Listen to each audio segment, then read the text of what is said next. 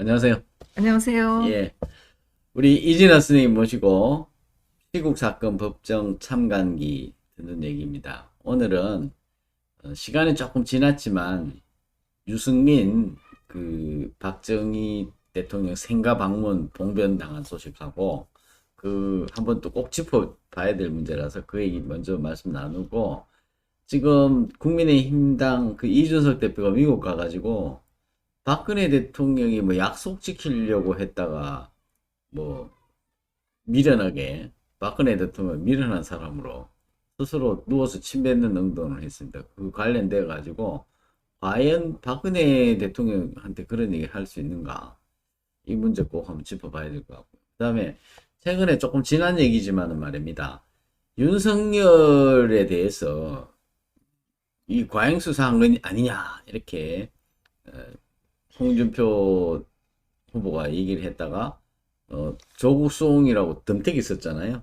그 덤태기 쓴 게 그런데 또 홍준표 대표가 말을 바꿨어요. 나 그렇게 생각을 바꾸겠다 이랬는데 참 실망스러운 정치인의 그 생각도 바꾸겠다는 게 저는 좀 맞득치 않은데 말이죠. 그 관련돼 가지고 이 윤석열한테 조국 수용으로 공격을 당하니까 그게 맞다 이렇게 해서 마치 윤석열이가 어 과잉수사 안 한 사람으로 어 그렇게 얘기를 했어요. 제가 볼 때는요 과잉수사 한 게 한둘이 아닙니다. 그래서 그거 좀 시각을 바로 잡아야 될 것같아요. 오늘 좀 철진한 주제지만은 그런 얘기들을 좀 가지고 말씀 한번 드려보겠습니다. 지금 우선 구미 갔다 오셨잖아요. 직접 갔다 오셨죠? 지난주에 제가 토요일 날 예, 방송을 할 때 내일 우리 예, 행사가 있다 이렇게 얼버무렸어요. 그 말씀을 드릴 수가 없어서. 네, 그래서 그때 저희도 갑자기 알았거든요.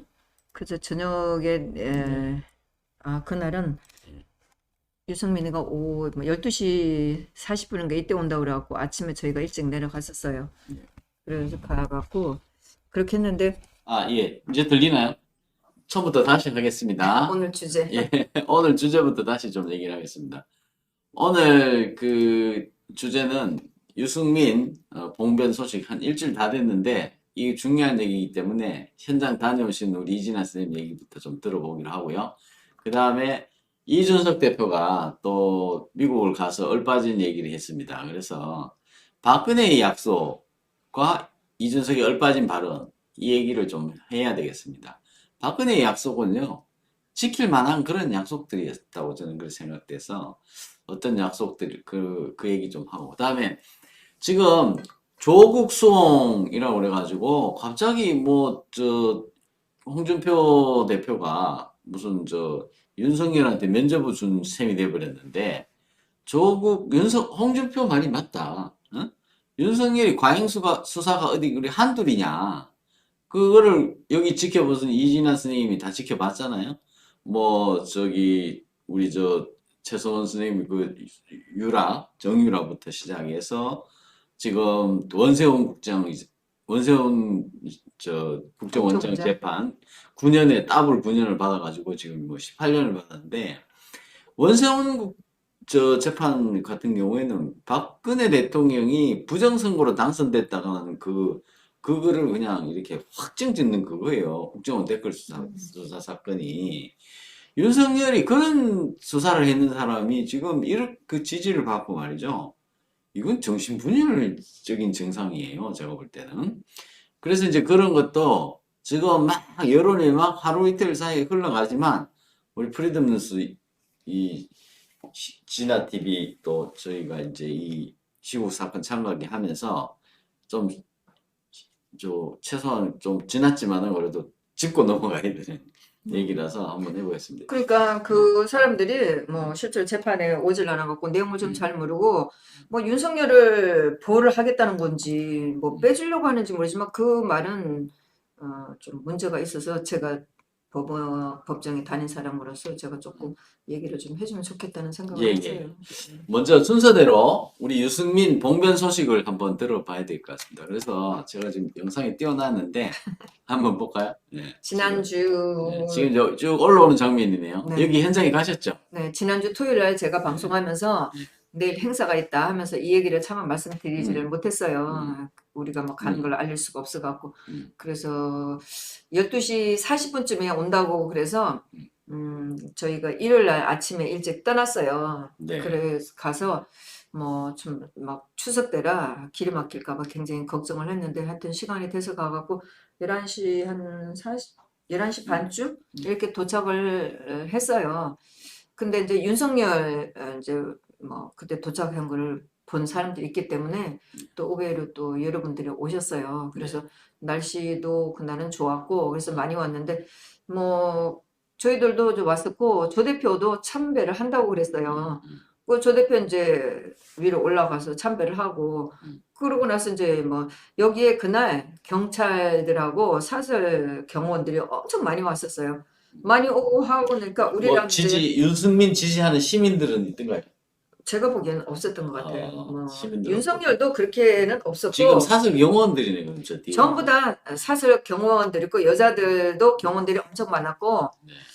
그래서 뭐 엄청 많이 왔고 이제 뭐 그때 윤석열 한 거를 봤기 때문에 경찰들도 뭐 이제 막 많이 부른 것 같고 그래서 그쪽도 많았고 우리도 많고 하니까 결국은 뭐 그렇게 해서 자기가 갇힌 거였었죠. 거의 한 몇 시간 만에 막 참배를 저희 했네요. 한 11시 반쯤에 도착해서 갖고 막 이제 사람들이 유승민 온다고 해갖고 우리가 막고 있었고 그다음에 제가 유승민 떠나고 나선가 하여튼 내려왔을 때인가 보니까 제가 시계를 봤을 때 2시 15분 20분 정도 됐었어요. 그러니까 나갔으니까 3시간 가까이 3시간 제가 하여튼 기억할 때는 3시간 가까이 뭐 잡혀 있었네. 그렇죠. 잡혀 있었었죠. 그 지금 삼배하러 올라갈 때 시민들이 나를 밟고 지나가라 그러면서 막 몇 아 줄 그렇죠. 들어놓고 우리가 그랬어요. 뭐 들어놓고 유승민에 대해서는 뭐, 그 실제로는 어떻게 올라갔습니까? 그 보니 그 골목이 좀 좁거든요. 거기 다 들어놓으셨던데 보니까. 유승민은 저희 밟고 올라갔습니까 진짜? 아니면 어떻게 올라갔어요? 그렇게까지 우리가 그렇게 무식하진 않아요. 한번 보여주려고 네. 그랬었고 네.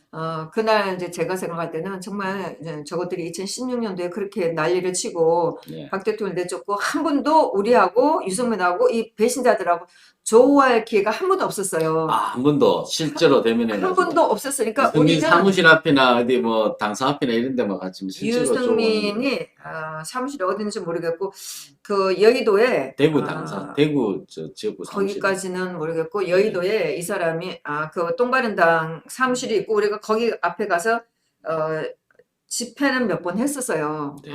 그러니까 단체별로 가서 집회는 몇 하지만 번 직접 했었고 조우한 적은 이번이 처음인가요? 유승민이가 또 몇몇 사람들하고 여의도에다가 whose house라는가 how HOW 그냥 아파스트로프 S 해갖고 whose house라고 그러니까 house 이걸 갖다가 카페를 하나 낸 게 있어요. 네. 그래서 제가 그걸 보면서 왜 우리가 여기서 집회를 한 번도 안 했을까 이런 생각을 했는데 그게 이제 작년에 언제 선거가 지나고 나서 했기 때문에 뭐 코로나 때문에 집회를 할 수가 없잖아요. 그래서 제가 그 카페를 보면서 여기서 한번 했으면 좋겠다 이런 생각을 했는데 실제적으로 이 배신자들하고 한 번도 우리가 조우할 시간이 없었어요. 그래서 그날은 우리는 정말 막 분노가 막 2010년에 그 분노가 막 올라오죠. 그래서 뭐 할 수 있는 대로 우리는 뭐 다 뭐 소리도 지르고 막 가만 안 두고 싶었었죠. 어쨌든 막 다 보여주고 싶어갖고 우리도 이제 많이 갔었고 막 우리는 막 약이 바짝 올라가고 있었죠. 뭐 보이면 닥치는 대로 너 걸리면 죽는다 뭐 이런 각오로 했는데 제가 그날도 그랬어요. 야 유승민 겁낼 거 없다. 우리 계란 안 가지고 왔다. 물 하나 없다. 우리는 몸밖에 안 갔어요. 우리가 던질 줄 몰랐어요. 아무것도 없었어요. 아주 운이 좋은 거죠. 좌파들 같았으면 유승민 차 박살났어요. 그거 옆에 있는 뭐 그 사이드 미러 박살난 거 한 개도 없었어요. 나중에 이제 거기 거의 끝날 무렵에 이제 소금을 좀 뿌린 게 있었지 그 외에는 하나도 다친 거 없었어요. 정말 운이 좋은 거죠. 방송에 보니까 말이죠. 제가 이 장면을 좀 적어놨는데 지금 여기 청년이 유승민을 못 들어오게 밀어버렸대요. 우리는 이제 다 막 이제 이 경호원들이 막 나가라 그러고 해서 이제 우리 밖에서 또 이제 마이크 갖고 소리치는 분이 있었고 우리 유튜브가 한 명인가 2명 있었고 그런데 여기 이렇게 여기는 전부 다 신문사 언론사들 기자들인데 여기 젊은 친구가 안 나가고 있으나 봐요. 그러니까 유승민의 경호원들도 차마 요거는 놓친 것 같아.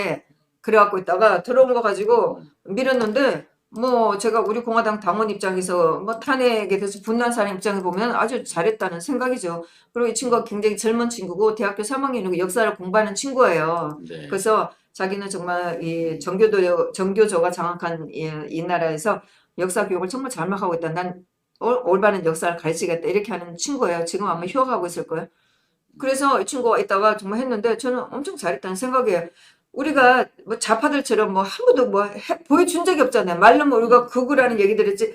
우리가 스스로 나서서 뭘 한 적이 한 번도 없었어요. 이게 처음이에요. 이 정도가 처음이에요. 좌파들은 가만 안 있잖아요. 정말 이걸 손을 가지고 정말 얼굴을 날렸는데 그게 아니고 손을 밀었을 정도고 뒤에 뭐 경호들 많았으니까 막아주니까 넘어진 것도 아니죠. 뭐 예. 이 정도로 했는데 넘어지지는 않아요. 넘어지지는 않았었고 네. 그 지난번에 국민의 정당에서 토론회하고 났는데 아마 홍준표가 윤석열 지지자들한테 아마 그 조금 뭐 당한 게 있었나 봐요. 그런데 네. 뭐 고소는 안 하겠다 이런 게 한 게 있어서 저도 걱정은 많이 했는데 나중에 들으니까 뭐 고소는 안 했다고 얘기를 하더라고요. 만약 고소를 한다면 진짜 응? 유승민은 살아남지 못하죠. 그동안에 5년 동안에 6년 동안 정말 편하게 발 뻗고 지낸 것만 해도 고만 줄 알아야 돼요. 네. 응?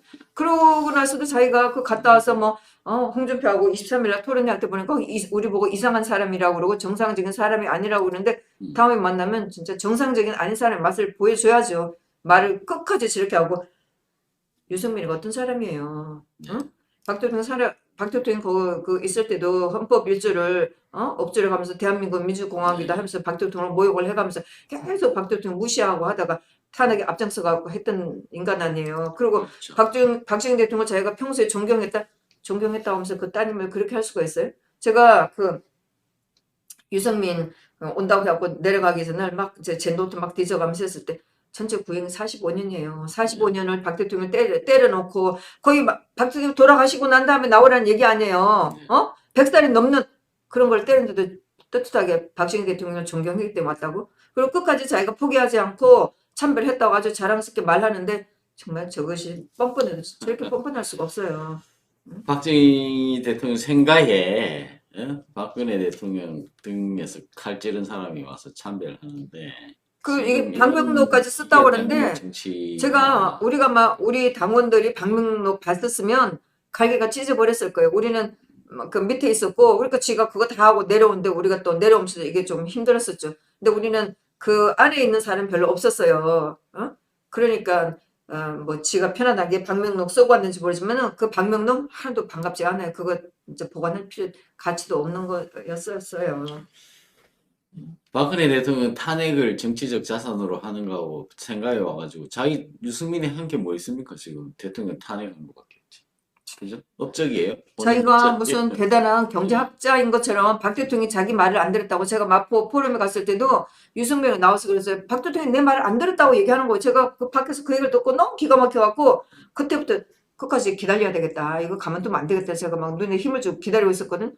박 대통령이 자기 말을 안 들었다는 거예요. 유승민은 뭐 요즘 보면은 뭐 이준석하고 비슷한 얘기를 하면서 뭐 자유시장 경제 뭐에 부합되는 그런 얘기 비슷한 얘기를 합니다. 뭐 국방도 뭐 안보 우선이고 뭐 한미 동맹 어쩌고 얘기하는데 본인이 그 사회적 경제 기본법이라는 거를 2번이나 발의를 했어요. 그런데 줄기차게 그걸 하고 있는데 그 법을 보면요.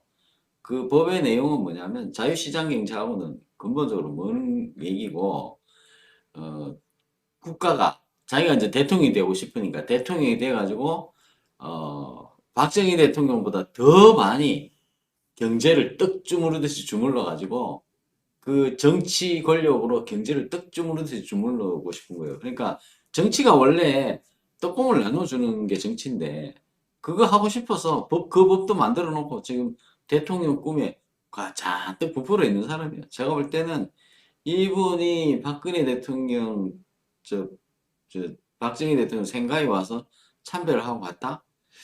이거 상당히 모욕적인 얘기인데.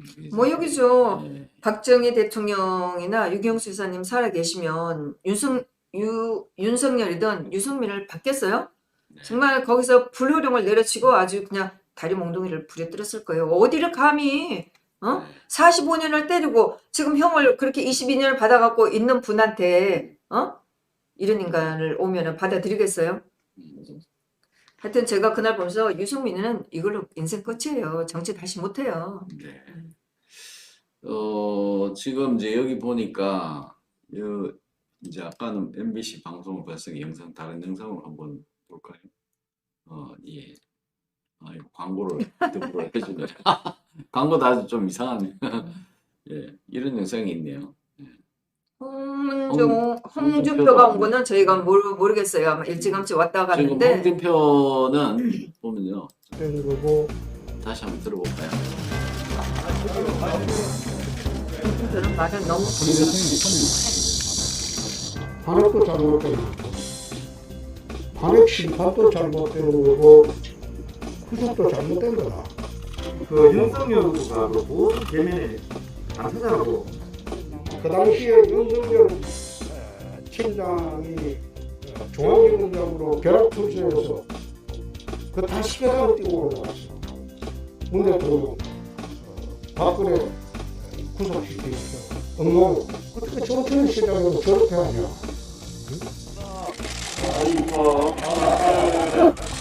그리고 뭐 여기는 감명을 받았네요. 어쨌든 최소한 말이라도 저렇게 해야 되는 거 아닌가? 여기는 뭐 특별히 뭐그 박정희 대통령의 생가에는 항상 선택객들이 와요. 그게 아니고 그러니까 오니까 뭐 저 사람들이 그렇게 했겠죠. 여기 윤석열 여기 뭐말 한마디 하지도 못하고 그냥 한 번도 이런 꼴을 못 봤을 거예요. 안에 있으니까 자기가 환영만 받는 줄 알았는데 힘만 받았지 꼬킹만 그런 남자지 지금 아주 춤을 추시죠. 페이스북에서는 털이 벗겨졌다는 얘기도 막 들리고 하는데 그런 일 없었는데 뭐 와갖고 자기가 검찰에 있으면서도 그 검찰에서 뭐 그렇게 했던 인간들하고 방명록도 못 쓰고 그냥 어디를 써요? 저기도 안에 들어가고 있었으니까 그 비도 많이 오고 해갖고 근데 유승민보다 오히려 윤석열에 대해서 더 저기 이 항의가 심했던 것 같아요. 곧 숫자는 얼마 안 되지만 시간이 짧았어요. 시간이 비도 짧고. 오고 시간이 짧고 해갖고 아주 그냥 그- 본인 다 인상이 아주 안 좋네. 그 안에도 우리가 몰려 있었고 그 기념품 파는 데하고 올라간 그 참배하는 데 올라가는 데하고 요 거리가 좀 짧았어요. 근데 네. 유승민 같은 경우는 이게 굉장히 길었어요. 그러니까 뭐 그 막 방명록 쓰고 하는 그 참배하는 거기에도 막 사람들이 있었으니까 함부로 할 수가 없었었죠. 지금 그리고 이제 유승민 앞으로, 예. 유승민 왔을 때는 이게 경찰도 두 번째이기 때문에 아예 막아버려 갖고 그 안으로 아예 우리를 못 들어가게 했었어요. 네. 조 대표하고 참배하는 분들만 들어가게 하고 이렇게 나오게 했지 아예 막아갖고 못 들어가게 했는데 윤석열 왔을 때는 그때는 이제 경찰들도 그렇게까지는 못 해갖고 그냥 안에 들어가게 놔뒀었죠. 처음부터 이걸 유승민 올 때는 지금 막아갖고 우리 또 여기 보니까 우리 공화당의 청년위원장이 또 내진탕으로 호송되기도 하고 뭐 그랬다 그러대. 그날 이제 지금은 경찰들도 괜찮아요. 많이 왔기 네, 때문에 네. 경찰들도 많이 왔기 때문에 네. 이때는 이제 유승민 차가 빠져나가려고 할 때였었어요. 그러니까 우리가 막 원래는 차가 그 참배하는 홀에서 내려와갖고 쭉 그쪽 왔는데 이 차가 뒤로 빠져갖고 이 주차장으로 내려가 있었어요. 그래갖고 우리가 막 그 따라가고 하는 바람에 그 경찰들하고 대체가 좀 심했었어요. 그래갖고 이런 충돌이 좀 있었었죠. 여기 지금 막이 그렇죠. 예, 눕기도 하고 못 저기 나간다고. 눕혀가지고, 그렇죠. 예. 뭐 유승민이라 갖고 쉽게 빠져나갈 수는 없죠. 참, 우리가 야, 진짜 몇 년 동안에 얼마나 분노했었는데 그냥 그럴 수는 없었죠. 좀 경찰에 이렇게 밀려가지고 넘어졌네. 네, 많았어요. 여자 경찰들, 여자 사설 경호원들 많은데 얘네들이 다친 분도 있고. 우산 다 가지고 왔어요. 이분은 네. 그 의족을 쓰고 있었는데 이건 막 밀려고 하면서 아이고, 의족이 의족이 빠져버렸어요. 빠지고 이렇게. 네, 근데 이분이 태극 집회에 나오면서 이렇게 교통사고가 나왔고 다친 분이라 참 이런 그 분들이 태극기 집에 많더라고요. 나오시다가 이제 교통사고 나서 네, 다리가 그래서 이렇게 됐는데 이제 그날 또 왔고 이렇게 됐었고 그날 사설 경호원들이 왔는데 우산들을 엄청 많이 가지고 왔더라고요.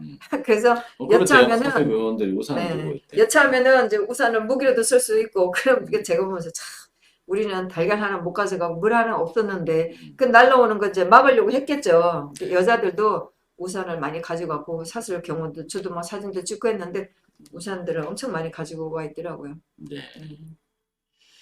이런 일이 있었군요. 어쨌든 지금 이런 일이 있었고 다시 한번 요 나중에 근데 제가 보면서 만일에 우리가 윤석열이든 유승민이든 가갖고 이런 짓을 안 했으면 진짜 저는 우리 공화당의 존재 가치가 없다고 생각해요. 가서 이렇게 해준 거는 정말 아주 잘했다고 생각을 지금 해요. 이제 지금 오늘 순서 마지막 순서인데 좀 순서를 바꿔가지고 아까 홍준표, 윤석열 같이 나왔기 때문에 뒤에 조국 수홍으로 지금 약간 지지율 상승세가 약간 꺾였던 홍준표하고 이 두 사람 얘기 좀 하는 게 좋을 것 같아요. 바로 지금 어떻게 생각하세요? 재판을 그동안 쭉 참가를 많이 하셨잖아요. 조국 재판도 그렇고 또 전직 국정원장 재판 이렇게 했는데 지금 윤석열의 그 수사 스타일 뭐 불도저식으로 적폐청산 엄청 열심히 했는데 지금 조국도 그럼 적폐인가요? 그럼 자기들이 이제 수사를 했을 때에 지금 조국 가족을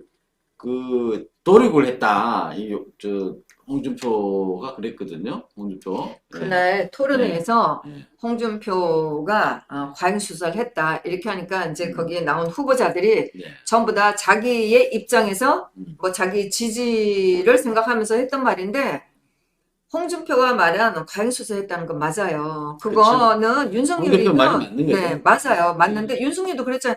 나는 이쪽 저쪽 보질 않고 내가 자기 말로는 공정하게 수사를 했다고 이렇게 말하잖아요.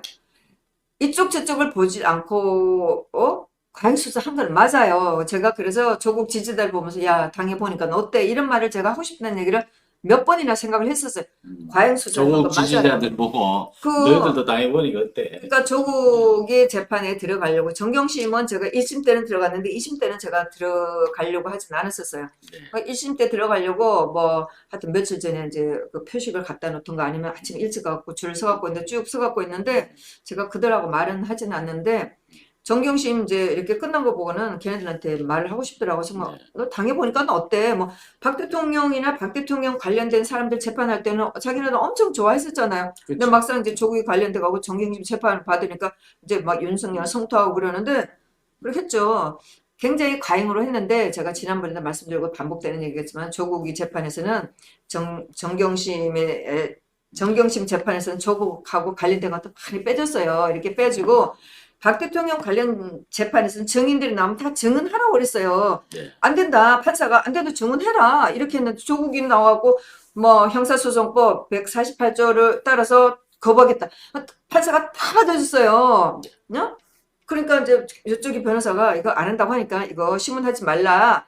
그러니까 뭐 어차피 답을 안 할 거니까 그 검사들은 그냥 신문하세요. 그리고 형식적으로 하고 나중에는 이제 검사들도 포기를 하고 안 했는데 그런 것도 있었고 그리고 조국의 딸 아들 나와갖고 증언 거부하겠다 안 했잖아요. 박 대통령 재판이나 박 대통령 관련된 재판에서 그런 게 어디 있어? 딱 증언하라고 그러고 분위기를 제가 봤잖아요. 정말 검사들이 증인들이 조사받을 때하고 말이 다르면 막 증인들을 막 협박하고 막 말이 빠르고 막 소리 지르고 제가 김세훈 재판에서 박 대통령 재판에 그 문체부 직원들 2명 나왔을 때 그 K스포츠 미르재단 허가를 왜 그렇게 빨리 했나 이거 할 때 그 K스포츠 재단 이제 허가한 문체부 직원이 나와서 얘기할 때 말이 좀 달라졌어요. 그러니까 막 검사들이 막 난리가 났어요. 제가 그때는 도저히 참을 수가 없어갖고 제가 그랬죠. 아니 증인이 죄인이에요. 제가 소리 질렀어요. 그래갖고 그것 때문에 제가 쫓겨났지만은 분위기가 증인들도 숨도 못 쉬게 엄청 그랬어요. 이대 재판 그 최순실 재판에 들어갔을 때 이대 교수들이 증인으로 나왔어요. 막 말이 다르니까 막 검사들이 막 그 교수들한테 협박하고 난리가 났었어요. 그때도 왜 조사받았다고 왜 말이 다르냐. 그러니까 그 교수님 그랬어요. 나 그때 조사받을 난 너무너무 겁이 나갖고 막 내가 어떻게 받았는지도 모르고 나 병원에 막 쓰러지고 내가 내 정신이 아니다. 지금 근데 이제 6개월 지나고 나서 내가 가만히 생각해보니까 그때 제가 함소심에 들어갔을 때였으니까 내가 가만히 생각해보니까 그게 아닌 것 같다. 그래서 내가 말을 이렇게 한다. 이렇게 얘기를 했어요. 말도 못하게 정말 끔찍할 정도로 했었어요. 근데 조국의 재판에서는 수사는 했는데 실제로 재판 내용은 그렇게 홍준표가 말한 대로 그렇게 과잉 수사는 못했어요. 수사는 했는데 다 빼줬어요. 조국 것도 빼주고 다 빼줬어요. 그러니까 뭐 유승민도 아니 그러면 조국이 그거를 조국이 수사한 거를 잘못했다고 하는 거냐? 이거는 자기 지지율 생각해서 말을 달리하는 거고 하태경이도 막 몸이 부들부들 떨 때하는데 하태경도 잘 모르고 하는 얘기예요. 홍준표가 한 말은 맞는데 결과적으로 재판하면서 판사에 다 빼줬어요. 조국이 거 다 빼줬어요. 지금 조국이 재판 받고 있는데 실제로 그것이 얼만큼 제가 될는지를 두고 봐야 되는데 제가 개인적으로 봤을 때도 지난번에 조민희가 네. 그 서울대 뭐 인권법 그 세미나에 간 게 사실은 아니냐 하는데 저도 그 정경심 재판에 봤을 때는 의심을 좀 했었어요. 증인들도 나왔고 좀 헷갈리게 발언을 하고 저희다가 왜 저렇게 하지? 딴 사람들이 그렇게 안 하는데 이런 것도 있었는데 제가 조국의 재판에서 그걸 보니까 이거 윤석열 과잉 수사했다. 그 제가 보니까 그 조민희가 맞는다는 생각이 들었어요. 조민희가 세미나에 간 것 같아. 그러니까 좀 시간이 지나고 서 사람들이 기억이 헷갈려서 그러는데 거기 학생들 2명이 이제 그 한영 외고 증인이 2명이 나오는데 한 애는 그 장 교수의 아들은 끝까지 아니라고 했고 한 애는 말을 바꿨어요. 그러면서 이제 막 이 검사들에 대해서 막 공격이 들어가니까 검사들은 나한테 친절하게 했다. 검사들한테 욕을 하지 말라 이런 식으로 했는데 그때 조민이 온 것 같아. 이런 말을 바꾼 것 같고 네. 또 제가 느낀 거는 그 노한중이가 조민희한테 저 장학금 준 거 제가 이것도 재판을 보면서 이건 조국이하고는 관련이 없겠다 이런 생각을 했었어요. 네. 그거 노한중이가 지가 알아갖고 뭐 자기 개인적인 돈으로 이렇게 장학금을 준 거지 그게 조국이가 달라고 한 것도 아니고 조국이하고 거래를 해서 준 거 같지는 않더라고요. 그래서 이거는 좀 과잉 수사한 것 같아요. 그러니까 검사들이 과잉 수사한 거는 맞아요. 맞고 처음에 정경심 재판에서도 검사들이 제가 봤을 때는 박 대통령 재판했듯이 뭐 얼렁뚱땅 하려고 했는데 정경심 재판에서 그게 안 통했어요. 그래갖고 판사도 자파했지만 판사가 그거 공소장 변경을 한다고 하니까 검사들이 뭐 강백신, 고용건, 뭐 박 대통령 재판에 온 똑같은 검사들이 그래서 공소장 변경한다고 하니까 그 자파 검사 공소장 변경 안 받아주겠다. 원래 이제 정경심을 기소할 때는 그 공소시효 날짜가 되고 좀 급하게 한 건 있었어요. 그 조국이 그 청문회 할 때 날짜 얼마 되고 막 새벽 밤 12시 아마 그 기소를 한다 뭐 그랬을 거예요. 그러니까 날짜도 없었지만 나중에 보니까 동양대에서 했다는 거 어떤 방법으로 위조를 했다는 거 또 몇 시 했다는 거 이 장소 3가지를 바꾸려고 하니까 그 자파 판사가 못 받아주겠다 하니까 막 검사들하고 싸움박질이 벌어지고 그랬어요. 재판장에서 막 난리가 났어. 막 검사들이 일어서 갖고 막 소리치고 막 판사가 앉으세요 뭐 검사 누구 이름도 부르고 그랬는데 결국은 판사가 안 받아주니까 검사들이 그럼 공소장을 2개를 내겠다. 그리고 한 재판에 공소장을 2개를 가지고 했어요. 그러니까 이 정경심 재판에서도 자파 판사들하고 여기서 각 기선을 제압하고 그러니까 검사들이 기선이 좀 잡혔어요. 그러니까 내가 뭐지 박 대통령 재판을 지금 얼렁뚱땅 하려다가 너희들이 잡혔구나 이런 생각했죠. 그러니까 정경심 재판에서 판사하고도 엄청 많이 싸웠어요. 일어서 갖고 막 싸우고 이런 적이 많았었어요. 그러니까 가행 수사를 했는데 결과적으로는 다 빼주고 정경심 재판에서 빼주고 동생 재판에서 빼주고 조카 재판 쭉 빼주고 있다가 이제 조국이는 굉장히 홀가분한 상태를 받게 되는데 뭐 지금 또 뭐 횟수가 이제 지났으니까 과연 이제 조국이 재판에서 그래. 어떻게 할지는 모르겠죠. 홍준표 대표가 이제 했던 각자 얘기입니다. 자기 입장에서 하는 말이기 때문에 제가 봤을 때는 홍준표가 가행 수사한 거는 맞는데 유승민이나 하태경 한 말은 또 틀린 거예요. 그러니까 지금 오히려 이제 조국에 대해서 국민들이 이제 반감이 많으니까 어떻게 보면은 조국 수사만 한 거 가지고 지금 오늘의 그 윤석열이 떴잖아요. 어쨌든 그래가지고 뭐 검찰청 앞에 제대로 하지 않았어요. 검찰청 앞에 막 그 꽃답 뭡니까 하환이 막 가고 응원하고 이랬는데 제가 볼 때는 그것도 기현상이죠. 하려고는 했는데 결과적으로는 조국을 구속시킨 것도 아니잖아 지금. 그렇죠. 그러니까 조국 지지자들 입장에서는 윤석열이한테 반감이 있지만 실제로 할도 못한 거죠. 그런 과잉 수사를 통해서 조국 가족을 보는 입장에서는 어떻게 보면은 조국 수호대로 뭉칠 수 있는 빌미를 준 거예요. 그렇죠. 그게 더 나쁜 거예요. 그래서 그렇게 해놓고 자기들은 저 뭉치게 해놓고 자기는 이쪽 보수 진영으로 낼름 넘어와 버렸거든. 그러니까 이게 어떻게 보면은 지금 하는 행동이 유승민하고 하는 행동이 똑같아요. 그리고 제가 요거는 잘 모르는데 제가 그래요. 어제 이경재 변호사님을 만났더니 사실 요거는 맞는다고 그거는 몇 분 했는지 모르겠는데 네. 이거의 변호사님도 그거는 맞는다고 얘기를 했었어요. 그리고 저도 이해가 안 되는데 음. 노무현일 때도 노무현은 사실 자기 마누라가 어떻게 되는지 모른다고 그러는데 결국은 그 노무현을 이제 조사를 받으려고 하니까 노무현한테 거의 뭐 책임지라는 식으로 얘기를 했었잖아요. 네. 네. 그런데 뭐 조국이 재판했으면은 조국이한테 어제 이경재 변호사도 차라리 조국에 대해서 조사를 하고 조국이한테 했어야 되는데 그걸 안 하고 뭐 정경심한테 했다는 거는 잘못된 거고 홍준표 말이 맞다고 이런 얘기를 하더라고요. 그래서 그 법적인 내용은 제가 잘 모르는데 실제로 제가 재판을 보면서 이루어진 거는 과잉 수사했다가 제대로 안 한 거예요. 어제 우리 티켓 소리에 이걸 올려놓으셨던데 이걸 한번 볼까요? 제가 예. 어제 안민석이를 최순실가 고소한건에 대해서 좀 여쭤보고 싶어서 이렇게 갔었어요. 인터뷰를 어제 하셨군요. 네, 네, 예. 네. 어제 지금 티켓 소리에 어제 가셨는데 어제 정유라 관련된 건 한 15분쯤 나오죠? 15분 쯤, 예. 네. 조사받으러 나왔지 하루에 세 그래 할 수 있어. 행동은 그 틀려. 그럼 다른 거 하나 또 하나 예를 들면 기왕이 나온다면 그러면 정유라가 뭐 중범죄를 저렇다고 적색 뭐 소환한다 해가지고 말이야 뭐 덴마크에서 멀쩡하게 생각하고 있는 애를 윤석열의 과잉 수사 얘기. 여권 시도시켜가 데리고 들어오더니 그때는 난리 났잖아요. 수업 채워갖고 하여튼 국정농단에 말이야 뭐큰 원흉이 있나 생각 들고 한 다음에 그 영장 2번 기각됐잖아요. 지금까지 사건 처리를 안 해. 아직 끝난 거예요? 어떻게 생각하냐고. 그 최순실 편지 보니까 응. 같이 남부 구치소에 갇혀갖고 정유라가 조사를 받았다고 얘기를 하더라고요. 아니 그 잠시 영장 대기 중이고 네. 다 이제 다 끝나고 사건 처리를 안 한 거예요 지금. 끝났어요. 저는 그대로 그러니까 끝난 줄 알았더니 기소를 하든지 뭐 해야 될 거 아니냐고. 정유라 사건이 아직도 종결이 안 됐고 그거 윤석열 그러니까 총장 있는 동안 엄청난 사건처럼 했는데 뭐라고 쓰는 거예요? 내버려 둔 거예요. 그러면 이거는 사람을 완전히 매도를 시키고 나서 안 한다. 이건 지금 이제 사건이 내용이 없으니까 만약에 무혐의 종결 처리하면 저희들이 그 책임져야 되거든요.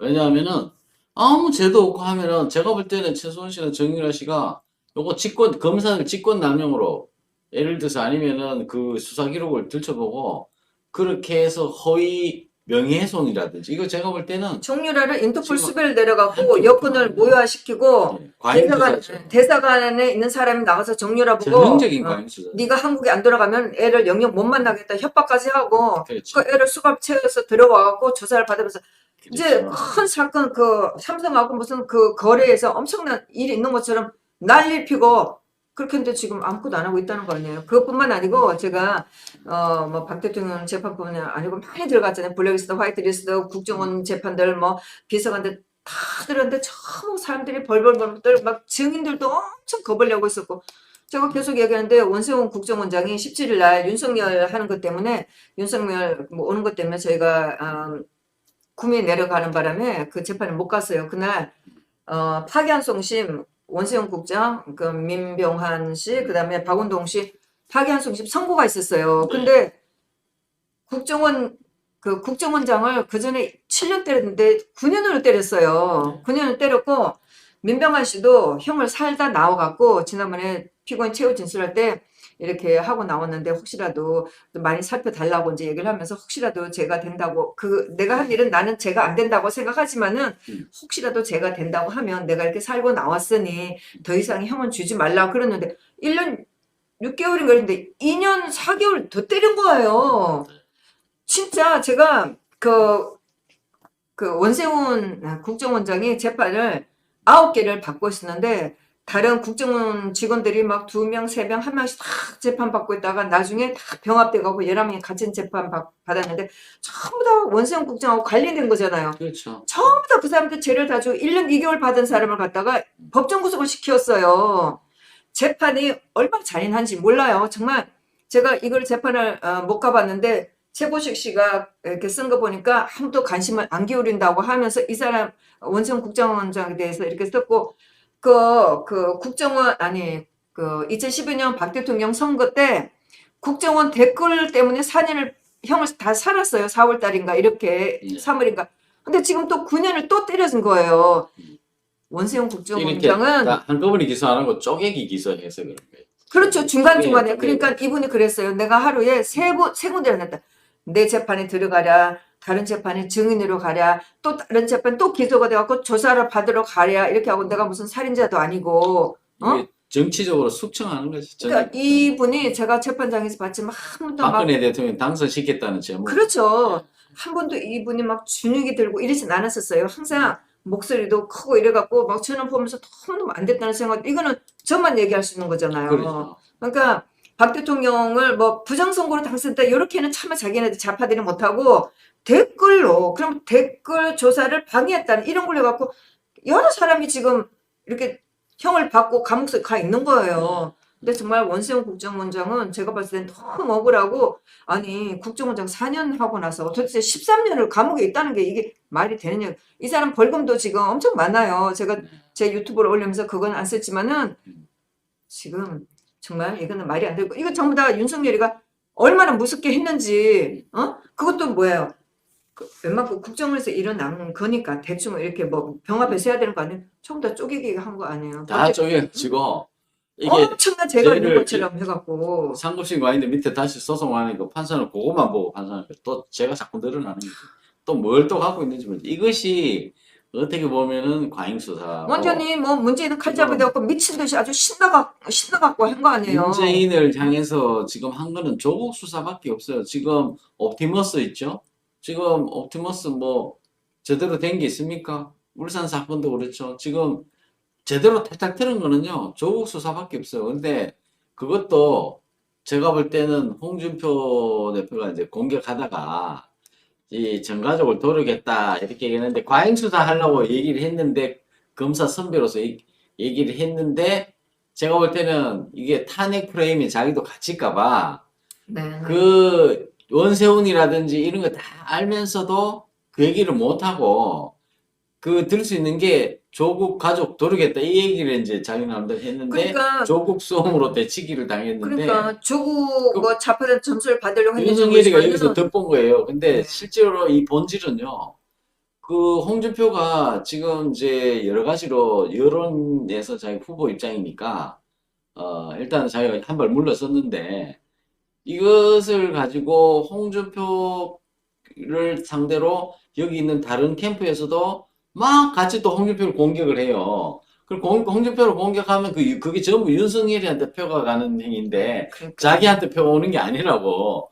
그러니까 조국 수홍이냐 그러면서 여기 있는 윤석열 말고 다른 사람들도 지금 홍준표를 갖다가 막 손가락질해요. 그러면 그 손가락질이 다른 자기한테 오는 게 아니고 윤석열한테 득템이 되는 건데 그리고 윤석열이 과잉수사하는 게 덮여요. 정유라 분들. 제가 볼 때는 정유라 이런 거 안민석 뭐 관련돼서 허위 소문 안민석 이번에 패소 판결 났지만 정유라도 언젠간 승인이 되고 애 좀 키워놓고 나면은 내가 볼 때는 칼 빼들 수도 있어요. 말할 수가 제가. 없죠. 그리고 지금은 이 사람들이 자기들이 이거를 기소를 할 수는 없고 기소를 하면 공소장이 세상에 나오니까 우스갯거리가 되고 그걸 묻어놓고 그렇다고 무죄를 무혐의 처리할 수도 없고 하니까 그냥 던져놓는 거예요. 그게 윤석열이에요. 그리고 2019년도에 최소원 씨가 형사로 그 안민석을 고소했는데 그것도 안 했잖아요. 윤석열이가. 처음부터 자기가 불리한 건 안 하고 저렇게 빠져나가고 뭐 2017년도에 정말 엄청난 사건인 것처럼 해갖고 완전히 사람들을 완전히 국가를 완전히 막 뒤집어 놓고 나서는 지금하고 자기는 공정하게 했다고 이렇게 말을 하니까 홍준표도 내용을 잘 모르고 처음에 찔리긴 잘 찔렸는데 내용을 잘 모르니까 이 케이스 들만한 게 조국밖에 없어서 그런데 그것이 불러올 영향에 대해서 국민들 수준이 그렇게 높지 않다 하는 얘기죠. 제가 보면 지금 이제 여기 보면은 이 얘기를 한 거거든요. 저희가 좀 그러면 세게 치고 나가셔야 저는 그런 되는데 생각으로 살고 있습니다. 예. 그런데 조국 장관은 가족 공동체의 잘못을 자기는 빠져나가려고 노력하고 나머지는 부인 들어가고 동생 들어가고 다 들어가고 그런 말도 있어요. 맞죠. 어떻게 보면 내가 그거 쳐다보면서 좀 들어가고 참 심하게 저 사내 아니다. 예. 아니, 저런 식으로 해서는 안 된다. 다 성인이기 그게 때문에 첫째. 개별적으로 두 번째, 저는 죄를 받아야 된다고 윤석열 생각을 하는데 그 결과적으로 조국의 죄를 다 해주게 된 자기 거예요. 지인한테 고백한 게 책으로 나온 게 지금 있어요. 예. 이제 조국 사건에. 이거 홍준표 대표는 아니 사내가 아니다 이렇게 얘기하면서 했지만 실제로 공소장이나 수사를 정확하게 조국을 타겟으로 했다 그러면은 그렇게 빠져나갔겠어요. 제가 볼 때는 거기에 빠져나갈 구멍이 있었으니까 불구속 됐을 거고 또 와이프한테로 이제 초점이 그렇게 맞춰진 거지. 그렇죠. 뭐 홍준표 말이 맞다고 본다면은 그 동양대 그 서류 위조한 것도 정경심 아니 조국이 집에 있었잖아요. 네.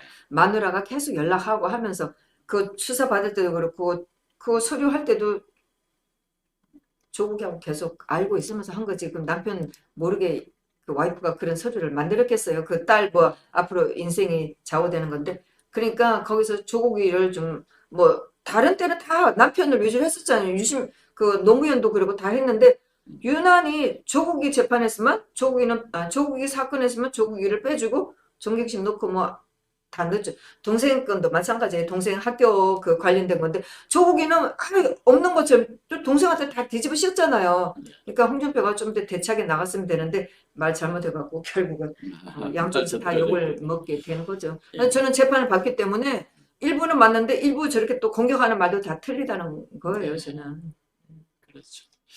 지금 이제 조국송 제가 볼 때는 이제 말은 그렇게 했는데 어쨌든 윤석열이 지금 한 게 그게 한두 개가 아니다. 정유라 부분도 있고 뭐 대표적인 게 박근혜 대통령 최소원 지분이고 지금 전직 국정원장이 다 들어가 있는데 어떻게 이렇게 윤석열 지지로 이렇게 국민들이 많이 돌아섰을까요? 그게 지금 국힘당 지지율도 그렇고 지금 제가 볼 때는 오히려 그 뭡니까 역선택에서 제일 혜택 받는 사람이 윤석열 같은데 그러니까 오히려 뭐 여론조사 해가지고 문재인에 대한 반감 때문에 윤석열을 지지한다고 하지만은 윤석열이 과연 문재인에 대해서 뭐 자기 스스로도 난 정치 보복 안 하겠다.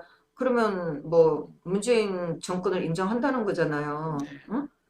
그 문재인에 대한 반감 때문에 윤석열을 지지해야 한다는 것은 그건 뭐 저희가 봤을 때는 문재인 정권 연장이라고 보지 정권 교체를 보질 않아요. 그렇죠. 지금 이제 우리 윤석열 후보 얘기했고 이 지금 과잉 수사 지금도 이걸로 신음하고 있습니다. 저희 프리덤 뉴스에 보면요. 그리고 탈퇴 지금, 단계를 건너뛰어서 했을 때는 과잉 수사하라는 거지 뭐 살살 하는 거였나요? 지금 보니까 뭐 양승태 대법원장 재판도 있고 지금 뭐 양승태 이 지금 재판- 사법농단이라고 이 재판 그 14명 판사들도 마찬가지죠. 이게 이것도 지금 제가 과잉 수사가 뭐 한두 2019년도에 제가 그 임종원 법원 행정처 차장 재판, 양승태 대법원장 다른 두 분 대법관들 재판 들어갔는데 사실 이 건도 여기에 관련된 판사들이 100명이 넘어요. 그때 기사들 해보면 처음 이 관련된 판사들도 막 이 사건이 벌어지니까 제가 보는 게 엄청 그 판사도 떨었다는 생각이 들더라고요. 그리고 막 이 관련된 사람들 막 집에 들어와서 막 조사를 하고 그러니까 지난번에 뭐 가세연 수사하는 것 때문에 막 집 따고 들어왔다고 하지만은 임종원 법원 행정처 이 사람도 판사였었잖아요. 그렇죠. 근데 막상 자기 문제가 나고 새벽 6시에 집에 찾아온 거예요. 이 검사들이. 그러니까 제가 들으면서 야, 판사를 수십 년 했어도 검사들이 들여닥치니까 저렇게 겁을 내는구나 이렇게 느꼈거든요. 뭐 집에 와갖고 이제 이분은 이제 부엌에 있었다고 그러더라 이렇게 있었는데 부엌을 막 뒤지면서 애들이 그때 막 자고 있었던 상태예요. 그러니까 검찰들이 들어오니까 저 일어나고 그런데 막 부엌에 들어서 막 상담 가시네 막 다 뒤지는 거지 막 뒤지고 거기 자기네들이 원하는 거 못 찾으니까 이제 사무실에 가서 조사를 하겠다. 그러니까 이제 사무실만 됐어야 되는데 이 검찰들이 갖고 임종원 차장의 책상만 뒤져야 되는데 사무실에 갖고 사무실 혼란을 뒤진 거예요. 막 그런 걸 보면서 야 정말 그 분위기가 얼마나 박 대통령 넘어갔죠. 국정농단 해갖고 막 수많은 막 수백 100명이 넘는 막 판사들을 막 뒤지고 있고 잡아넣죠. 너무 살벌했어요. 정말 이게 막 전쟁 같은 영화에서 보는 그런 전쟁 같은 그런 느낌이었어요. 전부 다 판사들이 그때 실망하고 놀래갖고 그만두고 거기 나온 판사들 증인들도 엄청 많이 봤는데 거기서 좌파들 잘난 척하는 인간들은 지금 국회에 나가 있잖아요.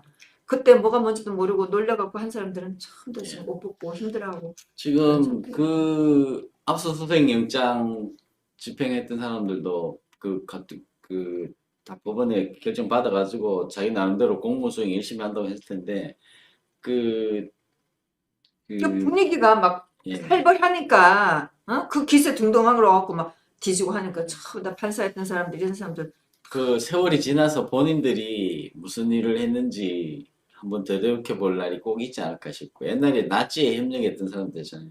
그 비과서 이제 그 한나 아렌트가 쓴 악의 평범성이라는 그 얘기 있잖아요. 얘기했던 그런 본인이 할 때는 정작 이게 악행인지 몰라. 근데 세월이 지나서 보면 그것이 악행일 수도 있고 그리고 그거를 국가 공무수행이라고 생각하지 그것이 나중에 역사의 심판을 받을 수 있다라는 생각을 못할 자기네들은 겁니다. 아마 여기 지금 양승태 기소하고 임종원 뭐 여기 이분들이요 지금 지금 뭐라면은 쉽게 말하면 법으로 숙청된 거예요. 숙청돼서 그렇죠. 재판을 받으면서 지금 벌을 받고 있다니까요. 재판도 이렇게 오래 하면 안 돼. 뭐 재판 기록을 뭐 엄청나게 내놓고 이렇게 해서 그러니까 증거 목록이 뭐 기록이 수사 기록이 몇만 페이지고 이런 거는 임기 내 수사가 했던 아니에요. 모든 거를 지금 다 까발리고 그거를 죄를 주겠다고 하는 증거는 재판이니까 사건은 증거는 몇 가지 아니라도 증거가 확실하면 증거 몇 가지 아니라도 딱 입증이 되는 거예요. 근데 증거가 불확실하니까 티끌모아 태산이라고 다 긁어 모으니까 수사 기록이 몇십만 페이지가 되는 거예요. 그렇죠? 그렇게 해서 그 소설책이 하나 이루어지는 거예요. 거대한 소설책이. 장편 소설이 하나 이루어지는 거예요. 그걸 읽다 보면 자기도 나름대로 그냥 기록에 그냥 빠져가지고 판사가 세뇌가 되는 거예요. 그 기록을 읽으면. 이게 기록, 그 히스토리를 읽다가 보면요. 그게 빠지거든요.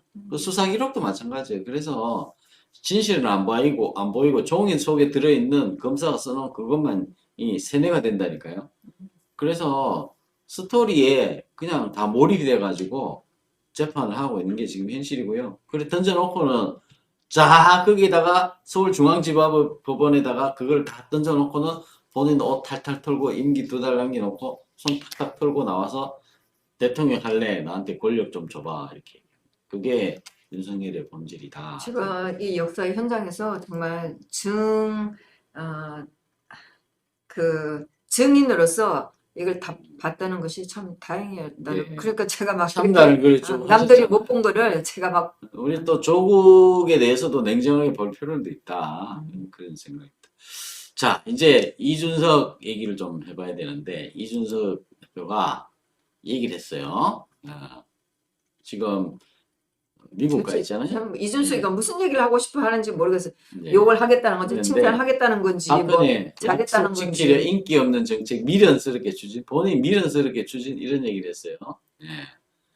미련스럽게 추진 그 얘기하면서 국정농단은 트리거에 불과했다. 그리고 한일 위안부 협상의 경우도 그것 때문에 한일 위안부 협상을 했는데 정권의 인기가 떨어졌다. 그러니까 이런 무슨 얘기를 하는 거야. 무슨 이게 얘기를 하고 뭐냐면 싶어 하는지 모르겠어요. 한일 위안부 협상을 체결했는데 인기가 떨어졌다. 그 얘기는 뭐냐면 좌파들한테 인기가 떨어졌다는 얘기예요. 그러면 대통령이 돼가지고 그 좌파들 입맛에 맞는 얘기 다 시중 들어주고 하다가 골병든 MB 정권을 답습하라는 얘기였다는 것 같은데 제가 볼 때는 이준석 같은 사람이 지금 MB보다도 지금 더 황당한 얘기를 하고 있거든요. 그리고 지금 윤석열 캠프에 이 전직 관료들이 한가닥 해먹자는 사람 있잖아요. 그거 다 몰려 있어요. 뭐 제가 알기로는 수백 명 몰려 있어요. 왜냐하면 다 한 자리 준다 그러니까 그거를. 그래서 제가 볼 때는 아마 한 자리 준다고 얘기 안 했으면 그 사람들이 가겠어요, 관료들이. 근데 한 자리 준다고 약속하면 그 공직선거법 위반이거든요. 그것이. 제가 볼 때는 아마 나중에 세월 지나면 야 나는 왜 한 자리 안 줘? 네 약속했잖아. 이런 얘기가 나중에 터져 나올 것 같은 생각도 들어요. 물론 지금은 겉으로는 그게 안 드러나지만 자리 좋아하는 관료들이 그게 많이가 있더라고요. 예, 그래서 그런 상황에서 관료들 머리에서 나올 만한 정책들이 매끌매끌한 정책들 있잖아요. 나름대로 뭐 특히 티잡고 그런 정책들이 나오니까 그것이 다른 데에서 보면 원대한 계획은 없고 하니까 자, 야, 공약 이거 야, 뺏긴 거 아니야? 이렇게 얘기하니까 그 공약 뺏겼다 하는 얘기가 그 관료들 머리에서 맨날 써먹던 레파토리에서 나오니까 그게 뺏기려고 뺏긴 건 아닐 거예요, 아마. 지금 그런 상황인데, 이 정책으로 그 윤석열의 그 캠프에서는, 윤석열의 머리에서는 정치가 없고요. 그냥 정책, 관료 모아가지고 그거밖에 없습니다. 지금 이 대한민국이 어디까지 와 있고, 자기가 무슨 일을 했고, 어디로 갈란지, 거기에 대한 고민이나 머릿속에 아이디어가 없는 사람이에요. 그러니까 토론이 그래서 안 되잖아요, 그 사람은. 없는 사람이에요. 이 대한민국을 어디로 끌고 가야 될지를 모르고 토론하면 논점을 피해갑니다. 네. 네, 그래서 지금 그런데 안타까운 거는 뭐냐면요. 안타까운 건 뭐냐면 지금 아까도 말씀드렸지만은 여기 지금 아까 쭉 누구야 우리 후보자들 쭉 나온 사진이 있었는데 후보자들 예, 여기 이 후보자들 중에 윤석열을 상대로 탄핵의 문제점을 정확하게 공격하고 들어가는 사람은 없어요. 그 직접 보면서 이 밖에서 아까 홍준표는 생각해가지고 탄핵도 잘못됐지, 뭐 탄핵 재판도 잘못됐지 이러긴 하지만 정작 그 토론회 때 대놓고 윤석열의 그 탄핵 문제를 짚고 넘어간 사람이 없어요. 그러니까, 그게 잘못됐고 지금 황교안 후보도 본인이 가장 잘 알 텐데 거기에 대해서 입 닥다고 자기는 부정선거 얘기만 한 거예요. 부정선거 얘기가 이제 자기 차별화 전략으로 지금 하고 있는 것 같은데 어쨌든 또 그러니까는 부정선거 하는 사람들은 황교안만 지금 주구장창 그렇게 또 얘기를 하고 있고 지금 이슈 가지고 서로 막 경쟁을 하고 있는데 제가 볼 때는 본격적으로 탄핵 문제를 거론하는 후보가 나중에 오히려 정치적 큰 자산을 가져갈 거다. 그렇게 생각하는데, 이 하태경이나 여기 보면 이 원희룡은 장기 레이스로 요번에 아니면 다음이라도 간다 이런 계획인 것 같은데, 탄핵하고는 아무 그거 기대 가능성이 0%인 사람들이고요. 유승민 마찬가지고. 지금 기대되는 사람이 지금 최재형, 홍준표, 황교안인데 이 세 분도 거기에 대해서는 윤석열을 딱 공격하기 좋은 아킬레스건이 그건데 그걸 안 해. 그래서 제가 이게 참 답답하다. 그래 괜히 엉뚱한 조국 전가족 도륙 문제 나왔다가 완전히 덤태기 쓰고 그 말만 잘했으면 완전히 그냥 승기를 가져갈 텐데 우리 태극기 세력이라고 하는 이 사람들을 그냥 우리가 너무 어차피 그 뭐 아예 접어두고 이건 어차피 우리 찍을 수밖에 없다 이렇게 여기 8명이 전부 다 그렇게 생각하는 것 같아요. 제가 볼 때는 그죠? 저는 이 사람들이 어리 없다고, 혼이 없다고 이렇게 표현하는데 지금 더불어민주당에서는 여전히 오늘도 마찬가지로 자기는 촛불 얘기를 하고 있어요. 아주 자랑스럽다 얘기하고 있는데 나는 이 사람들을 볼 때마다 도대체 왜 정권 교체를 해야 되는지를 묻지를 않는 거예요. 그랬으면 가장 큰 문제가 문재인 정부를 탄생하게 된 게 박 대통령을 억지로 끌어내리고 좀 임기가 남은 대통령을 끌어내리고 문재인 정부가 탄생하겠으면 거기에 대해서 짚고 넘어가야 되는데 그거를 감추고 얘기를 하려니까 이게 공격이 서로 안 된다고 생각을 해요. 그걸 다 감추고 그래서 국민들한테 어떻게 떳떳하게 할 것이며 좌파들은 촛불을 갖고 탄생했다고 자랑스럽게 얘기하는데 그럼 이쪽에서는 뭐를 자랑스럽게 얘기하면서 이쪽하고 싸울 건가요? 안 되잖아요. 응? 지금 미련스럽게도 이렇게 얘기를 했는데 자기가 자기를 저 자리에 있게 해준 사람을 미련스럽게 이런 얘기를 참 하는 거 보면은 이참 제가 이 머릿속에 뭐가 있는지 모르겠어요. 자기는 현명하다는 얘기인가? 그리고 이준석의 본인은 박근혜 정책을 인기 없는 정책이다.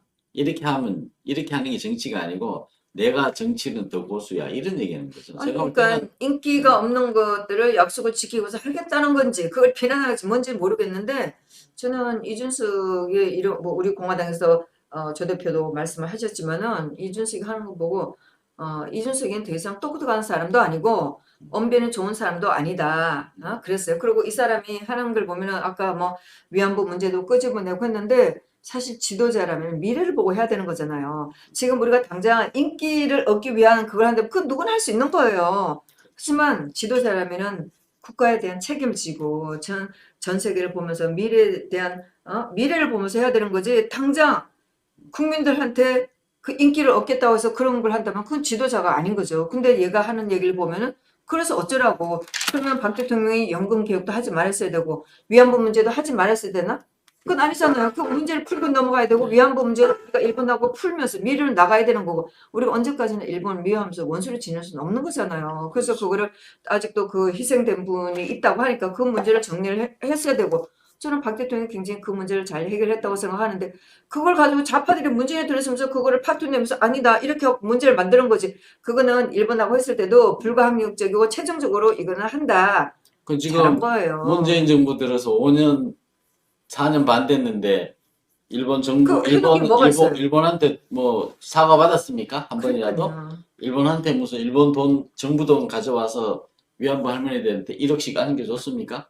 지금 박근혜 대통령이 아베 끌어안혀가지고 돈 위안부 어르신들 50 몇 명, 50 몇 억 받아갔어요. 1억씩 줬어요, 1억씩. 네. 당신 15이니까 100엔 아니에요. 100엔. 100억 아니 엔, 100억 원. 100억 원. 100억 원을 가져온 네, 거예요. 네. 100억 원 가져와서 이제 살아계신 분 숫자가 대충 그 정도 되니까 그걸 이제 일본 정부 돈을 출연한 겁니다. 그게 일본의 정부 돈이에요. 그러니까 일본 예산이 반영된 거예요. 그게 그 민간이 들어온 돈이 아니에요. 그래서 일본 정부 돈을 달라 그랬거든. 위안부 어르신들이 요구 뭐냐면 야 나는 기업들이 주는 거 말고 일본 정부의 사과와 일본 정부의 돈을 받고 싶다 그랬거든.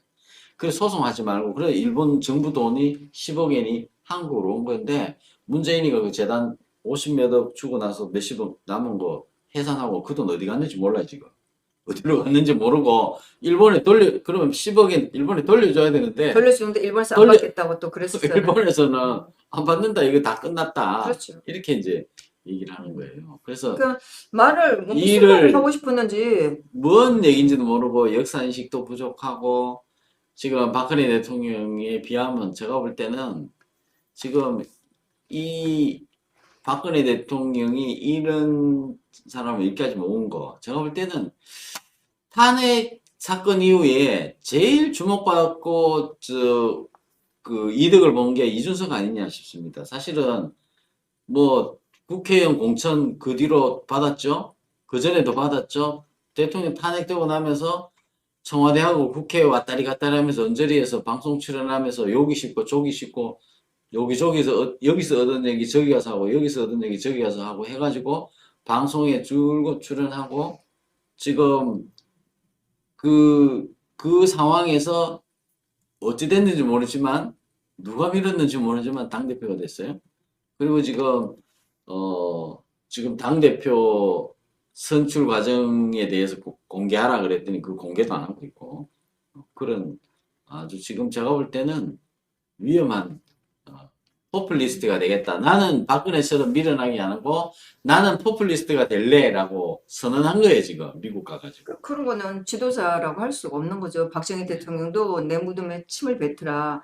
그러니까 지금은 어렵지만 언젠가는 너들은 정말 나를 평가할 날이 있을 것이다.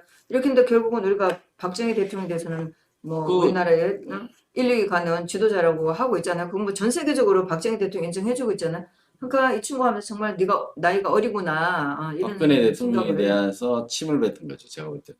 자기가 대통령을 미련하다고 얘기해요. 아니 그러니까 이런 얘기를 왜 하냐고요. 거기 가갖고 전혀 도움도 안 되고 아니 거기 가갖고도 내가 박 대통령 탄핵시키나 잘했다고 얘기할 건지. 그리고 그 유승민하고 그저께 유승민하고 홍준표하고 이렇게 얘기를 할 때 유승민이가 뭐 우리 보고 이상한 사람이라고 그러고 얘기를 하면서 그러면 최준실이가 뭐 좀 배신자 이렇게 하니까 그럼 최준실이가 충신이라는 겁니까? 최수원 씨가 누구를 배신했나요? 그 유승민이가 국민을 배신하지 않았다고 그러는데 유승민은 국민을 배신했죠. 아니 멀쩡한 대통령 끌어내리면서 지금 국가를 완전히 뒤집어 놨으니까 국민을 배신한 거죠. 그리고 저는 이제 기억을 못했지만 다른 유튜브들이 유승민에 대해서 정리해 놓은 게 있어요. 정말 유승민은 국민을 배신했어요. 그리고 이 친구도 마찬가지인데 그 탄핵에 대해서는 자기 후회를 하지 않겠다. 국정농단을 했다 그러는데 실제로 최순실하고 박대통령하고 국정농단 한 게 뭐가 있어요? 그 언론들이 뜯은 거고 타블릿 PC도 뜯은 거지 두 사람이 뜯은 게 국정농단 한 게 없잖아요. 자기네들이 얘기한 거고 좌파들이 뜯은 거지. 근데 아직도 유승민하고 이준석은 2016년도에 그 강화문에서 뜯은 그 거짓에서 벗어나지 못하고 있더라고요. 모르겠어요. 뭐 언제까지 저렇게 웃고 지낼 수 있을지 모르겠지만은 결코 이준석도 마찬가지고 별로 정치적으로 제가 봤을 때는 그 미래가 있다고 보질 않아요. 네. 그 뭐 국민들이 어떻게 할지 모르지만은 뭐 결국 그러자 진실은 밝혀진다 그렇게 하니까 또 저 같은 사람이 본 게 있어갖고 이렇게 저렇게 뜯는다면 지금 우리 공화당의 그 존재 의미가 이제 꼭 필요하다. 제가 볼 때 우리 이 목소리 일관되게 쭉 해온 우리 공화당 당원들한테 그래도 노고를 심심한 정말 격려의 말씀을 드리고요. 어제 조 대표가 예. 고성국 TV에 나가셨어요. 그래요? 그래서 거기서 한 말씀이 있는데 이상로 위원이 그 이준석에 대한 얘기를 한 거에 댓글이 하나 달린 게 있어요. 의미 있는 거 그거 한번 보여주시겠어요? 고성국 TV? 아니요 이상로 그 우리 프리덤 뉴스 네. 방송이에요? 네. 그 역시 미국 가서도 싸가지 없고 미련하게 행동하는 이준석이라고 네. 그 이준석에 대한 거 올려놓은 게 있거든요. 저희 이상로. 네. 거기 가면 그거 모험을 아주 밑에 내려가면 댓글이 하나 달린 게 있어요. 그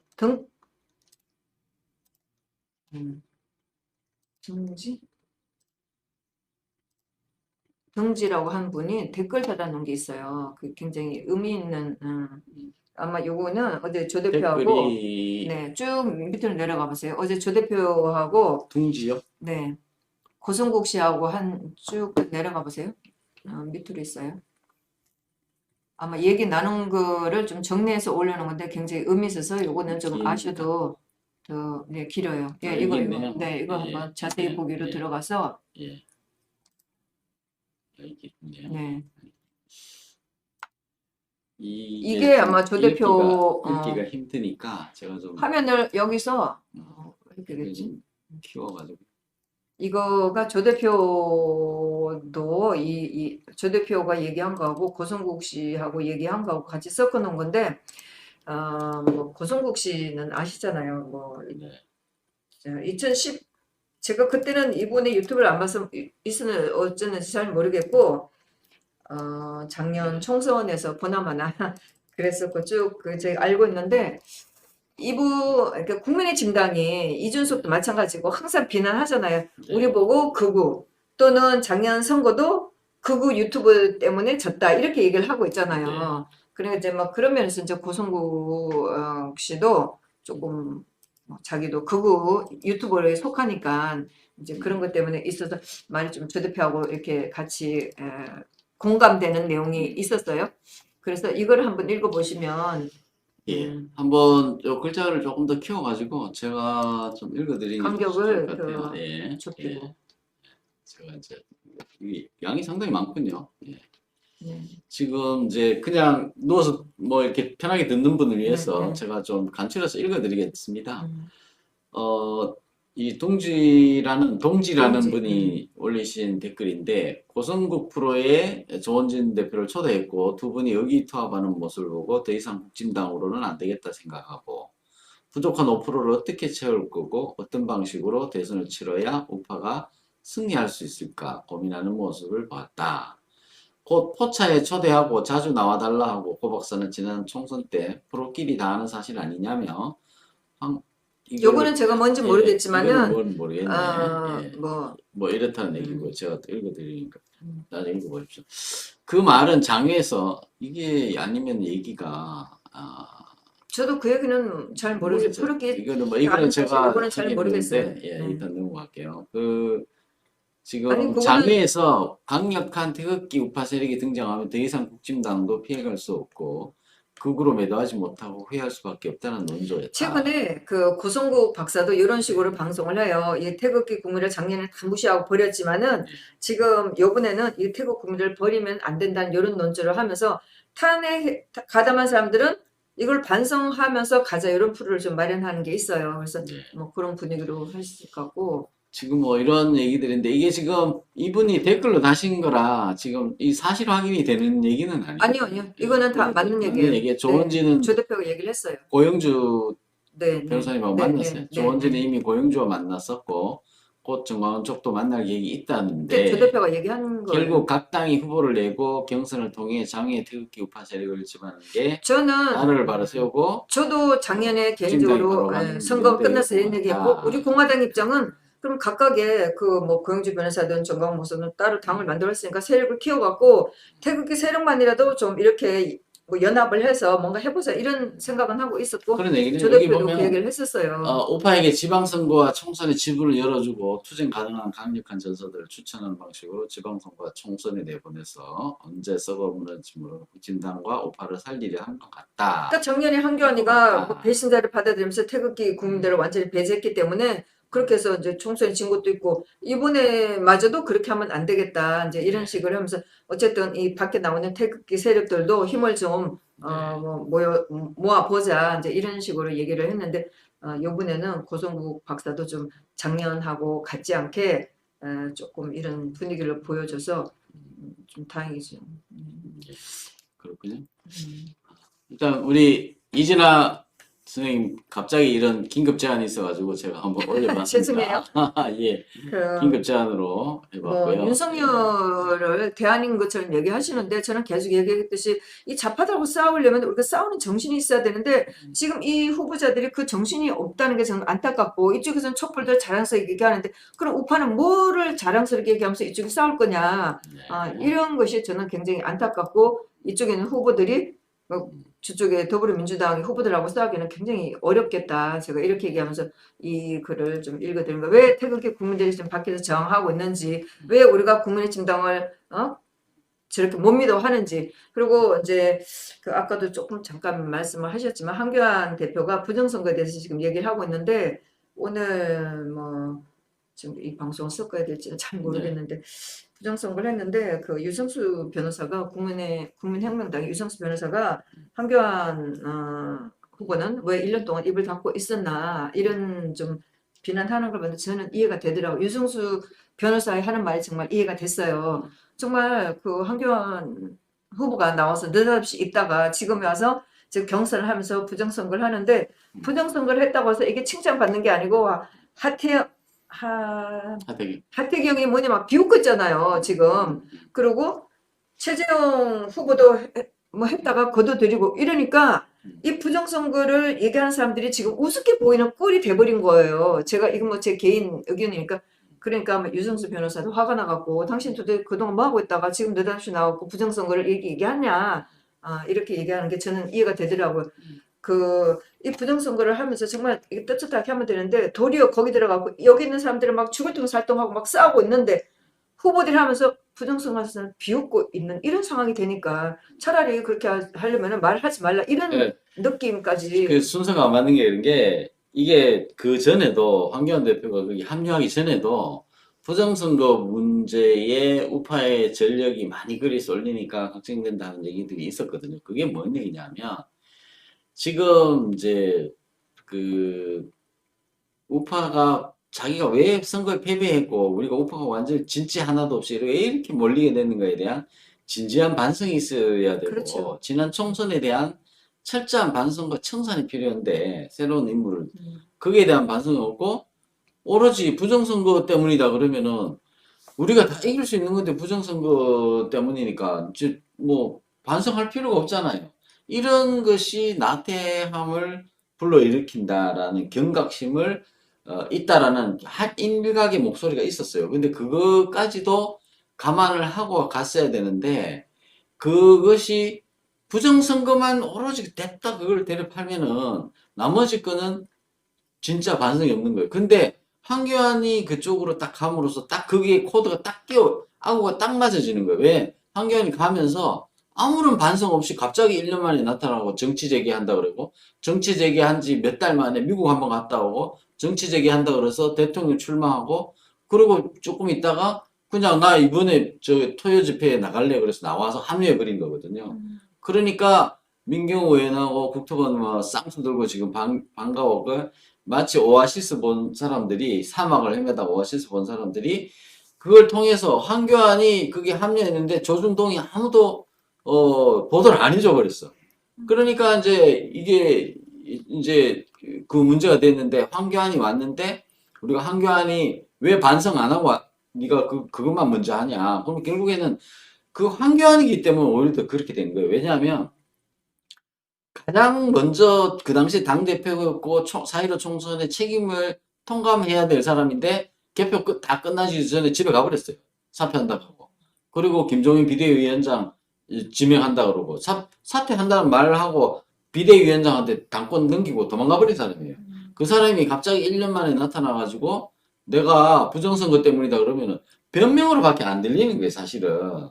다른 사람이면은 예를 들어서 홍준표라든지 그 직전 대표나 아니면은 여기 안상수라든지 뭐 원희룡이라든지 이런 사람이 부정선거 얘기했으면은 그 객관적으로 들릴 수도 있어요. 근데 뭐 장기표 씨가 이제 했다든지 이런 건데 그게 아니라 이제 전직 총리고 이런 사람이 얘기를 했는데 언론에서 안 받아줘 버려요. 그러니까 그것이 뭔가가 이 힘이 없었어요. 근데 이번에 최재형 후보가 페이스북에 글을 올리고 뭐 이렇게 했는데 그게 최재형 후보에 대한 그 페이스북에 글을 왜 내렸는지에 대해서는 모르지만 사실 저도 페이스북에 글 올렸다가 뭐 유튜브 방송했다가 막 시달려 본 적도 있는데 그냥 미루어 짐작이 갑니다. 미루어 이어서 뭐 차마 다 말할 수는 없지만 오늘 이상로 논설위원께서 좀 완곡한 표현을 했는데 제가 볼 때는 유승수 변호사 제일은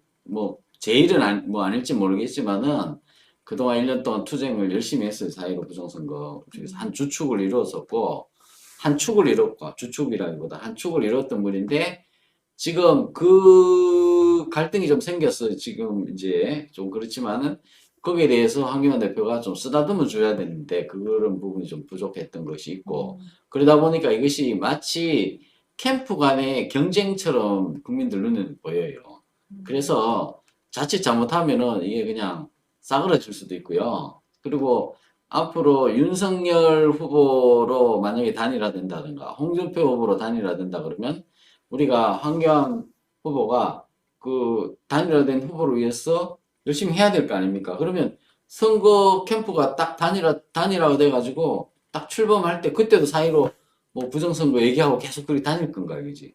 그러면 그거는 그때로부터 황교안 후보가 1등 하지 못하는 단일 후보로 선출되지 못하는 순간 4.15 부정선거 얘기는 끝나버린 거예요. 다 묻혀버린 거예요. 탄핵도 묻히고 다 끝이는 거예요.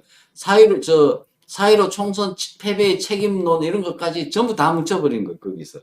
그렇기 때문에 황교안 총리가 반성 없이 부정선거 이슈만 물고 늘어지는 것 자체는 비판받아 마땅하다. 저는 그 얘기를 지난번에 완곡하게 한번 얘기를 했는데 오늘 갑자기 그 얘기 하시니까 저도 얘기를 좀 그랬는데 저도 얘기를 좀 하려고 했는데 오늘 뭐 어차피 제목은 이러니까 그게 그렇게 된 겁니다. 오늘 지금 한 300분 들어와서 듣고 계시는데 사실은 황교안 대표가 그 총선 패배에 대한 원인 분석 이런 거에 대해서 먼저 얘기를 하고 우리 그 총선 전까지 힘들었던 사람들하고 무슨 교류가 있었습니까? 전혀 뭐 어떤 사람들하고 교류가 있었는지 모르겠지만 자기 시각에서만 그렇게 보서는 안 된다. 그리고 이게 제가 볼 때는 그래서 공격하는 사람들이 한테 빌면 주는 거예요. 부정선거에만 매몰되면은 총선 패배에 대한 그런 반성이나 자각이 없다라는 그 얘기에 맞잖아요. 그게 지금 그래 돼 있거든요.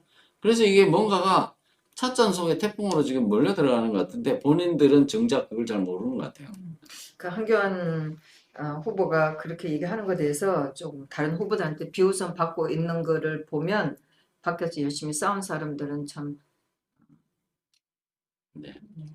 그 제가 뭐 이렇게 강한 주장은 잘 아는데 이거는 좀 방향을 잡아야 될 필요가 있어가지고 얘기를 했습니다. 어쨌든 오늘 이제 이런 얘기도 하고 저런 얘기도 했는데 이준석 대통령의 약속 그리고 이준석의 얼빠진 발언 이렇게 얘기했는데 제가 볼 때는 얼빠진 발언입니다. 정말 이해할 수 왜냐하면 없는 그런 대통령이 그 공약하고 대통령이 됐을 때에 실제로 내가 요걸 얻어가면서 단임제 대통령으로서 해야 될 거는 해야 되는 거죠. 약속, 인기 없더라도 대통령이 밀고 나갔어야 돼요. 그거 인기 없더라도 인기 얻으려고 하는 순간 나중에 세월 지나서 깜빵 간단 말이죠. 이명박 대통령이 지금 그래 돼 있잖아요.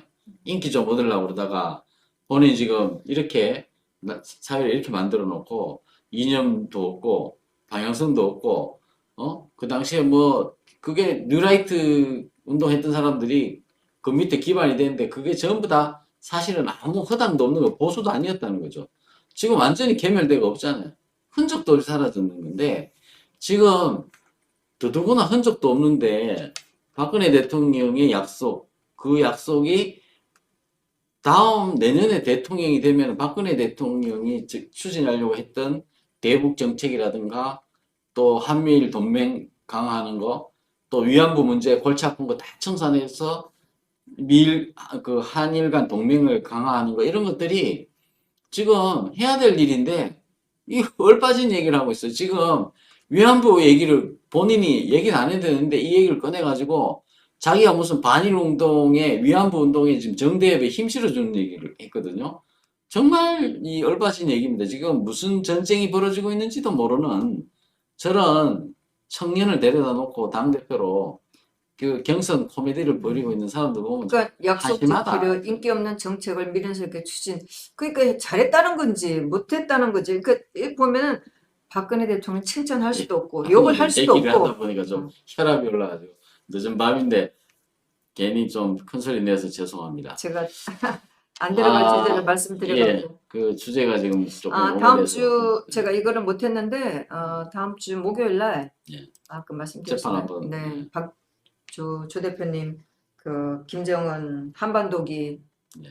활용했다고 해서 30일 날 10시 15분에 대법원에서 판결이 있어요. 뭐 벌금 100만 원인데 그렇군요. 100만 원 돈이 문제가 아니라 정말 이 나라 사법부가 얼마만큼 자경화가 됐나 그렇게 해서 한번 가본다고 해서 대법원 판결인데 어떻게 될지 모르겠어요. 예. 좋은 결과 나오겠죠. 뭐 또 이렇게 재판하시는 분들도 다 어쨌든 정말 법정 투쟁을 많이 하고 계시고 네. 좋은 결과가 있을 거고 저는 지금까지 양승태 대법원장이 무죄가 났으면 하는 그런 바람이 있어요. 그가 임종원 차장하고 다 연결됐기 때문에 무죄를 때릴 수가 없죠. 그 지난번에 우병우 수석 2건 유죄 때린 거 보세요. 그거 진짜 유죄를 때릴 수가 없는 내용이거든요. 그래서 보면서 박 대통령하고 우병우 수석을 저렇게 꼼짝 못하게 하는구나.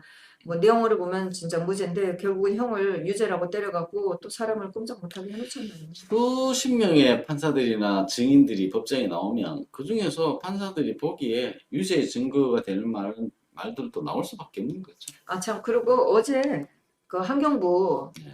김원경 환경부 장관 그 항소심 선고가 있었어요. 제가 봤는데 지난번보다 6개월씩을 빼줬어요. 네. 빼줬는데 뭐 지난번에 유죄했던 거를 무죄를 한 경우가 많았어요. 그러니까 그렇군요. 환경부 산하에 여러 기관들이 있잖아요. 네. 그 기관에 있는 사람들을 전부 다 그 사람들 이름하고 명단하고 임기를 다 적어갖고 네. 청와대에 들락날락하면서 이 사람 틱하면서 이렇게 이 사람 대신 누구 뽑고 뭐 이거 다 했어요. 네. 그 청와대 인사혁신 담당하는 신미숙하고 이렇게 했는데 두 사람만 한 건 아니잖아요. 네. 두 사람만 기소됐는데 말이 되냐고요. 그 김태우 수사관이 이렇게 알려갖고 한 건데 그 형 유죄 받은 거를 많이 무죄를 빼줘갖고 아야씨 오늘 이거 이 여자 풀려나겠구나 이거 이런 걱정을 많이 했는데 마지막 가서 선고 내용은 뭐 부하들한테 책임을 미루고 반성하는 것도 뭐 형식적으로 하는 거잖아요.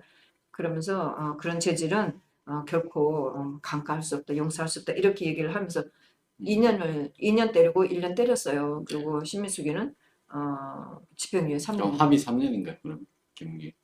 아니요. 그 2년 6개월 했다가 2년으로 됐고 신미숙은 1년 6개월 했다가 1년 됐고 그 집행유예는 3년은 똑같아요. 그래서 6개월씩 빼줬어요. 그래서 해서 뭐 있는데 뭐 거기 뭐 이 여자가 학교 선생이었잖아요. 교수였잖아요. 뭐 제자들인지 아마 동료인지 뭐 이렇게 오고 하는데 끝나고 나서 뭐 자기네끼리 뭐 이렇게 잔인하냐 어쩌냐 하는데 속으로 잔인? 저는 피우게 되더라고요. 그래서 어제 그게 있었는데 저는 보면서도 아니 어떻게 그 장관이 그걸 했겠어요. 청와대에 자기가 들어갔으면 청와대 시킨 거죠. 네. 청와대도 직원 하나 그 뭐 인사 뭐 혁신 인사 담당한 여자하고 환경부 장관하고만 됐는데 너무 기가 막혀서 이건 절대 두 사람은 됐거든. 아니 문재인 그 친구들 그 국밥집 대주국밥집에 있는 남자를 그 산 담당하는 그쪽에 뭐 그걸 주고 싶어 갖고 했다는 거 다 알고 있어요. 다 그렇게 했는데 문재인 사람들 다 주고 싶어 한 자리 주고 싶어 한 건데 그거를 환경부 장관하고 청와대 있는 여자 하나만 어떻게 벌을 주냐고 이건 나중에 다시 재판해야 된다고 봐요. 네. 김은경 환경부 장관 네. 재판도 저것도 제가 볼 때는 지금 김태호 수사관하고 해서 저게 드러났지 지금 빙산의 일각이 아니겠습니까? 뭐 부디 환경부가 저러면 이거 다른 첫 번째 블랙리스트 뭐 직권남용인데 이거 진짜 엄청난 거거든요. 네. 이것만 해도 정말 자기들이 탄핵 어떻게 했습니까? 문체부 블랙리스트 해가지고 그 난리를 들고 적폐청산을 하고 있잖아요. 아무것도 아닌데 실제로 문체부 뭐 블랙리스트 이렇게 했는데 좌파들한테 후원 안 했다고 근데 지금 저기 경기도나 서울시에서 박원순이가 했던 거 보세요. 처음부터 좌파단체 만들어놓고 줄줄이 사는데 처음부터 자기들끼리 돈 퍼부어주고 있었던 거 아니에요. 네. 오늘 또 긴 시간 말씀 나눠주셔서 감사합니다. 저희 프리덤 뉴스 광고 좀 하고 마치겠습니다. 물로 다시 돌아와가지고 인사드리고 마치겠습니다. 오늘 댓글이 엄청 많아요. 뭐 댓글이 오늘 한 몇백 개가 올라왔는데 초기에 음성 없이 무성으로 했는데도 우리 또 우리 이진아 선생님 팬들이 많아가지고 안 나가시고 또 시청자 수가 더 늘고 그랬습니다. 감사합니다. 감사하고요.